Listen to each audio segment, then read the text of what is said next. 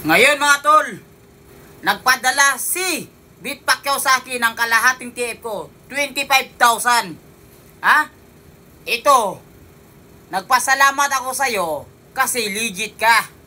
Kaya mga followers ko, sa mga basher ko, matuloy na yung laban namin. Kaya abang-abang na lang kayo, ha? Yan. Kaya, Bit Pacquiao, sana, huwag kang umatras. Andito yung TF mong kalahati, natanggap na ni Boy Tato. Pagdating ng laban, sasamahan ko to. Ayaw na ayaw kung may dadapo dito kahit lamok langaw. Kaya gusto kong samahan to. Sa mga buddy mo dyan, huwag silang makialam. Ang gusto lang nang nangyayari, yung maituloy yung sparring, yung boxing. Ha? Ayaw na ayaw kung maanuhan kong bata ko.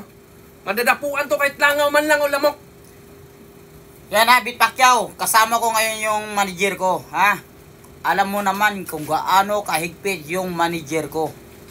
Hindi mo alam kung anong trabaho nito, ha? Kaya, wala pong lulumapit sa akin kahit sino. Tama! Kahit langaw daw. Hindi ka ba nanginginig sa mga sinabi ng mga... Ito yung sinabi ng kwan ko? Ha? Ito yung sinabi ng manager ko? Kahit langaw daw, hindi pwede dumapo ka, Boy Tato. Hindi pwede. Lalo na mga tropa mo. Hindi pwede dumapo ka, Boy Tato. Kaya andyan ako sa laban mismo. Oh. Ha? Sabi na yung manager ko. Tandaan nyo yan. Oh. Bit Pacquiao, pagdating namin dyan, yung kalahati, sure na yan ha, ibibigay mo. Ang gusto ng manager ko, diba nagbigay ka sa akin ng kalahating TF ko. Yung isang TF ko pa nga kalahati, pagdating namin dyan, gusto ko mabigay mo na. Kasi, pagwas nga natalo kita, baka kasi, ha? Bigla kang umiksik. Tama. Hindi ka na magpapakita. Kami, tatakbo na lang eh. Baka tatakbo-takbo ka pa. Makuha mo pa yung TF ko. Kaya ito, usapan natin ha.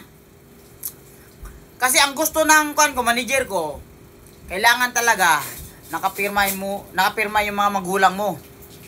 Kasi, pagwas ka hindi nakapirma na yung magulang mo, baka kami pang sisihin kung ano ang mangyayari sa'yo. Tama, kailangan may black and white.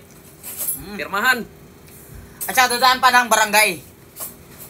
Dadaan pa ng barangay. Kaya ito masabi ko, sa lahat ng Bisaya, dyan sa Cebu, ikaw lang yung maangas nga walang respeto ka, Boy Tato. Ma, dapat may respeto ka. Pero ngayon, laban Kunting na ka. respeto lang. Kaya, pagsisihan mo to sa darating nga laban natin, ha? Magtago ka na.